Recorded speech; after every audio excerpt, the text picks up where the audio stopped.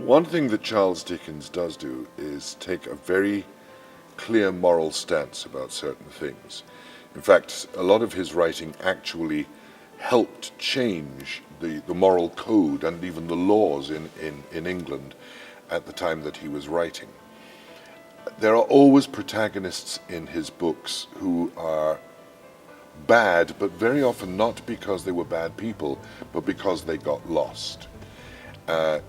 For instance, in the most famous of all, Christmas Carol, Ebenezer Scrooge is not a bad man, he's just a good man who got lost. And the same, to an extent, is true in this story. The wicked in this story is undoubtedly Miss Havisham, this strange woman living in the past who hasn't seen the light of day in 20 years and sits in a room with a wedding cake on the table being eaten by rats and in a wedding dress that's rotting from her, and with an absolute and complete hatred of men and a desire to punish them, who has trained a young girl to go out into the world and punish men.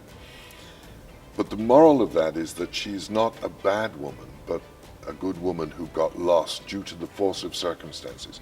Life hurt her so deeply that this was the result.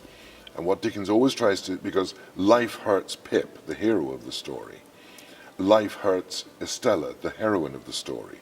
Life hurts everybody, every major character in the story. Life hurts them.